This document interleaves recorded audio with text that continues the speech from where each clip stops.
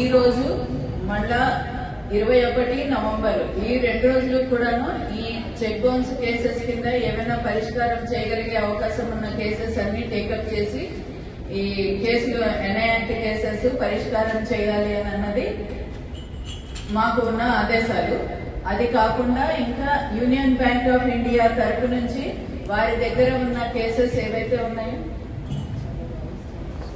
వేసిన కేసెస్ అయినా కానీ సివిల్ లయబిలిటీ ఉన్నవి, కోర్టు వరకు రాకుండా ప్రీ లిటిగేషన్ మ్యాటర్స్ ఏమైనా ఉన్నవి, వాటి గురించి పరిష్కారం కోసమని ఈ రోజు ప్రత్యేక లోక్ అదాలత్ అన్నది తీసుకోవడం జరుగుతోంది. అందువల్ల బ్యాంకింగ్ ఇంకా ఫైనాన్షియల్ ఇన్స్టిట్యూషన్స్ వాళ్ళందరూ కూడా ఈ రోజు వచ్చి ఉన్నారు. ఈ ఎన్ఐ యాక్ట్ అన్నది ఆర్థిక పరమైన లావాదేవీలకి సంబంధించిన ఒక చట్టం. అవసరాల కోసం కానీ లేదంటే సౌకర్యాలు లేదంటే విలాసాలు లేదంటే వాణిజ్యపరమైన లావాదేవీలు వేటి గురించి అన్నా కానీ ఏదన్నా ఒక విషయం గురించి అప్పులు తీసుకొని ఉంటే గనక దాన్ని చెల్లించడం కోసం దాన్ని చెల్లించాల్సిన బాధ్యత అప్పు తీసుకున్న వాళ్ళ మీద ఖచ్చితంగా ఉంటుంది. అది ఎలా తీసుకున్నారో అలా చెల్లించాలి. ఎవరికి కూడా నష్టం జరగకూడదు. మీ అవసరాల కోసం తీసుకున్నది అవసరం తీరిన తర్వాత మీ సౌకర్యంగా ఉన్నప్పుడు మీరు ఖచ్చితంగా దాన్ని చెల్లించాలి. అది ఏ సమయంలో మీరు చెల్లిస్తారు అని అన్నది దానిని భరోసా ఇవ్వడం కోసం అని చెప్పేసి అనేక రకాల పత్రాలు ఎగ్జిక్యూట్ చేయడం అన్నది జరుగుతూ ఉంటుంది. దీనికోసమని అప్పు పత్రాలు రాయడం కానీ లేదంటే ప్రామిసరీ నోట్లు రాయడం కానీ లేదంటే ఆస్తులు భూములు ఇవన్నీ తనఖాలు పెట్టడం కానీ ఇవన్నీ జరుగుతాయి.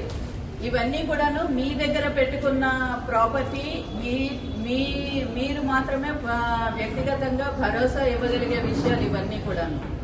చెక్ బౌన్స్ కేసెస్ విషయాలకి వస్తే గనక మీరు ఒక బ్యాంకింగ్ ఇన్స్టిట్యూషన్ లోని మీరు డబ్బులు మీరు మెయింటైన్ చేస్తున్నారు, మీ సేవింగ్స్ అక్కడ ఉన్నాయి, మీ మీద భరోసాతో మీకు చెక్కులు ఇష్యూ చేయగలిగే అవకాశం బ్యాంకింగ్ ఇన్స్టిట్యూషన్స్ ఇస్తున్నాయి. దాని మూలన మా మీద భరోసా ఉంచండి, మేము ఆ చెక్ మీకు ఇస్తాము, మీరు ఆ మూడో వ్యక్తి దగ్గరికి అంటే ఆ బ్యాంకింగ్ ఇన్స్టిట్యూషన్ దగ్గరికి వెళ్లి ఈ డబ్బులు నేను తిరిగి చెల్లించే ఏర్పాట్లు చేస్తున్నాను, అందువల్ల మీరు అక్కడి నుంచి వసూలు చేసుకోవచ్చు అన్న భరోసాతోటి చెక్కులు ఇవ్వడం అన్నది జరుగుతూ ఉంటుంది. ఇందులో ఉన్న ముఖ్యమైన ఆబ్జెక్ట్ అది. అయితే అన్ని రకాల విషయాలకి కూడాను ఆ చెక్కులు ఇచ్చినప్పుడు దాన్ని తిరిగి వసూలు చేసుకోవడానికి ఎవరైతే రుణాలు ఇచ్చారో వాళ్ళు బ్యాంకింగ్ ఇన్స్టిట్యూషన్ దగ్గరికి వెళ్లడం జరుగుతుంది. ఆ చెక్కులు వారికి ఇచ్చి ఇందులోని అప్పులు ఉన్నాయి, ఆ డబ్బులు మళ్ళా మాకు చెల్లించండి అని అంటే ఆ బ్యాంకు ఖాతాలు మూసివేయడం కానీ లేకపోతే అందులో డబ్బులు లేకుండా దాన్ని మొత్తం ఖాళీ చేయడం కానీ జరిగింది అని అంటే అది మీ వ్యక్తిగతమైన భరోసాని మీరు దాన్ని పక్కకు నెట్టివేసినట్టే లెక్క అన్నమాట. అంటే ఒక రకంగా అది మోసం చేసినట్టే లెక్క. మీరు మోసం చేసి మీరు ఇచ్చిన భరోసా దాని మీద నమ్మకం లేకుండా చేసినట్టు లెక్క. అందువలన మిగతా విషయాల దగ్గరికి వస్తే అది సివిల్ పరంగా దాన్ని వసూలు చేసుకోవడానికి అప్పులు ఇచ్చిన వారికి అవకాశం ఉంటుంది. కానీ చెక్కు రూపేణా ఇచ్చినప్పుడు మీరు చెక్కులు ఇచ్చి ఆ రకమైన భద్రత భరోసా కలిగించినప్పుడు ఇది ఒకవేళ గనక చెల్లించకపోతే నేను నేరం చేసినట్టు అంగీకరిస్తున్నాను అని ముందరగానే చెప్పినట్టు లెక్క అది. అందువలన ఒకవేళ ఆ చెక్కు గనక చెల్లకపోతే ఖచ్చితంగా అది నేరం కిందే తీసుకోవాల్సి వస్తుంది. అయినా గానీ ఒక అవకాశం ఇవ్వడం కోసమని ఒకవేళ చెక్కు గనక అది డిజానర్ అయిందంటే గనక ఒక నోటీస్ ఇచ్చి వారికి ఇంటిమేషన్ చేసి మీరు దీని కింద ఉన్న డబ్బులు చెల్లించండి, లేకపోతే గనక దీన్ని నేరం కింద భావించి క్రిమినల్ యాక్షన్ తీసుకుంటాము అని దానికి ఇవ్వవచ్చు అన్న ఉద్దేశంతో ఈ ఎన్ఐ యాక్ట్ లో నెగోషియబుల్ ఇన్స్ట్రుమెంట్స్ యాక్ట్ లోని ఈ చట్టం ఈ నేర పరిధి కింద తీసుకురావడం అన్నది జరిగింది. అంతేకాకుండా మన ఆర్థిక పరమైన స్తోమత ఎలా ఉన్నది అని అన్నది కూడాను ఈ చెక్ బౌన్స్ కేసెస్ ఈ చెక్ బౌన్స్ విషయం అన్నది ఖచ్చితంగా ధృవీకరిస్తుంది. ఎందుకంటే అందరికీ కూడా ఈ మధ్యన ఎక్స్పీరియన్స్ అయి ఉంటుంది. ఏదైనా కేసెస్ లో ఇలా చెక్ బౌన్స్ అవ్వడం కానీ లేదంటే అప్పులు తీసుకున్నవి చెల్లించకపోవడం కానీ జరిగితే ఆర్థిక పరంగా మన స్టేటస్ నిర్ణయించేది సిబిల్ స్కోర్ అన్నది. ఆ సిబిల్ స్కోర్ తగ్గింది అని అంటే ఆర్థిక పరమైన లావాదేవీలు చేయడానికి వీలు లేకుండా ఆపేసే అవకాశం ఉంటుంది. అది ఒక వ్యక్తి యొక్క స్తోమతకి సంబంధించి వారి యొక్క స్వేచ్ఛకి సంబంధించిన విషయము. అది మనంతటా మనమే తగ్గించుకున్నట్టుగా ఉంటుంది.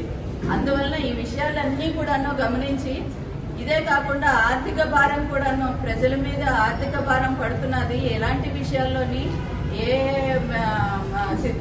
ఏ సిచ్యుయేషన్ లో ఏ పరిస్థితుల్లో చెక్కులు ఇవ్వడం అన్నది జరుగుతున్నది అన్నది కూడా చూసుకోవాలి.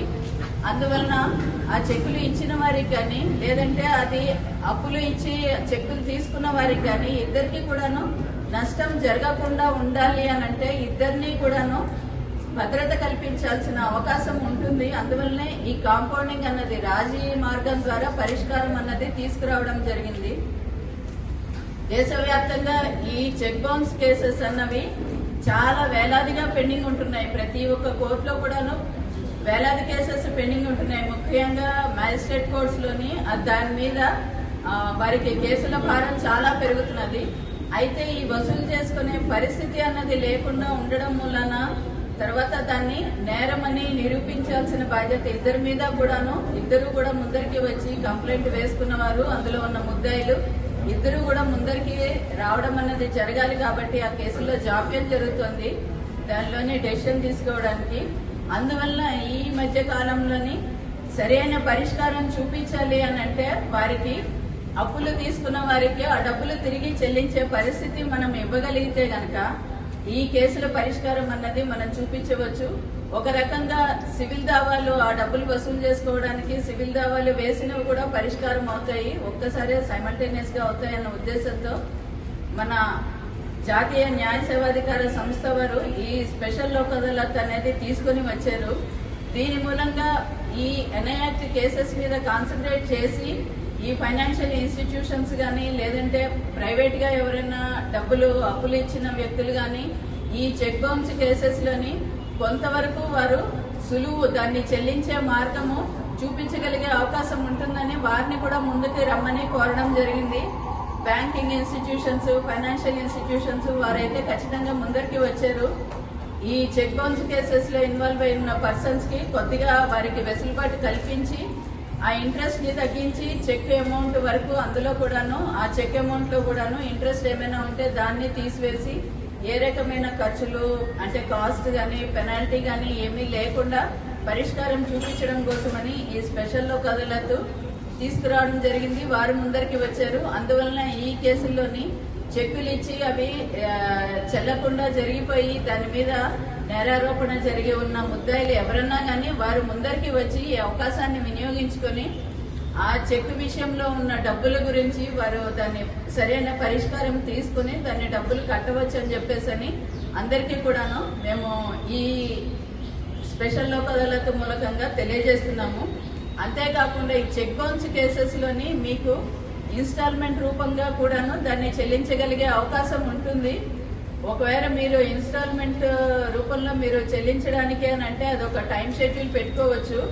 ఒకవేళ దాన్ని గనక చెల్లించకపోతే ఆ టైం షెడ్యూల్ పాటించకపోతే గనక డైరెక్ట్ గా ఎగ్జిక్యూషన్ చేసుకోవడానికి సరైన మార్గాలు కూడా అందులో చూపించుకుంటూ ఈ లోక్ అదాలత్ అవర్లో మీరు రాసుకోవచ్చు. ఆ రకంగా సరైన ఒక ఎఫెక్టివ్ పరిష్కారం అన్నది ఈ కేసులో ఇవ్వడం అన్నది జరుగుతుంది.